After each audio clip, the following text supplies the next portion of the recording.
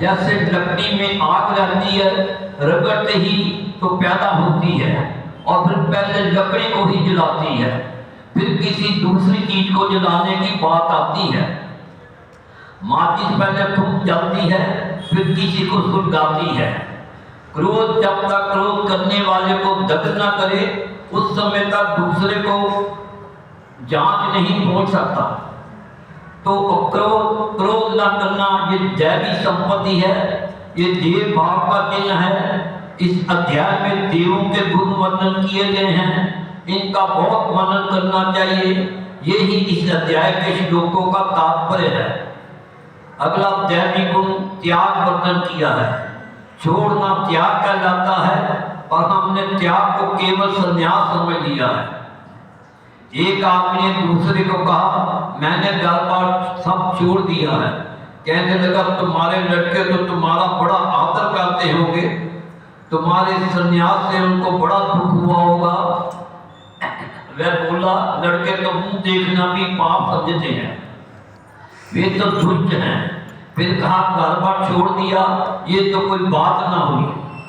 आपको तो ये सोचना छोड़ना चाहिए था कि वे दुष्ट थे, वह कुछ छोड़ना चाहिए था, फिर जिस कारण वे आपका मुंह भी ना देख सकना चाहते थे। ये सोचना छोड़ना चाहिए था कि लड़के तो दुष्ट हैं। किसी कवि ने ठीक ही कहा है, लोभ ना छोड़ा राम भजन क्यों छोड़ दिया।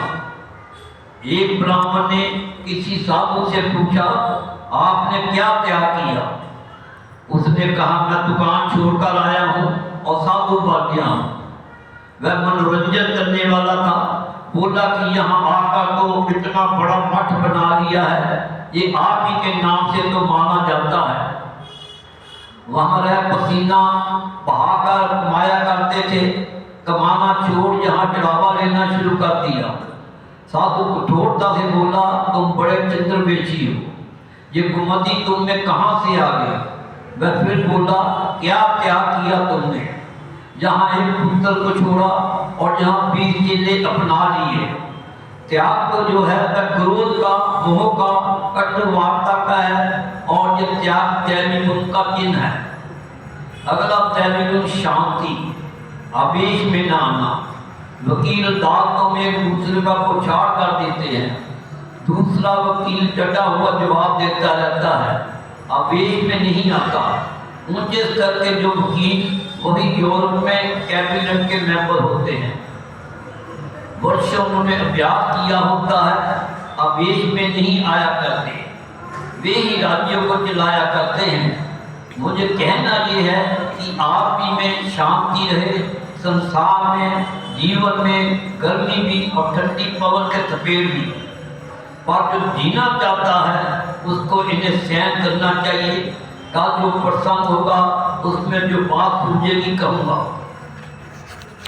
इस साधना संघ में आए हुए सज्जनों, ये व्याख्यान जो गीता का होता आया है, आज का कथन इस बंध में देवों के गुण का वर्णन करते हुए अंतिम कथन है।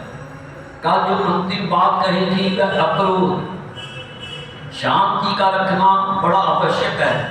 अशांति से बड़े झगड़े, बड़े काम तो दरबारों में होते हैं, वे शांत भाव से किए जाते हैं। वहाँ की भावना से जो काम करते हैं वे किसी काम में सफल नहीं होते। कोई बड़े उत्तरदायित्व के काम करने लगे तो ऐसे आदमी की आगे बाधाएं आया करती हैं।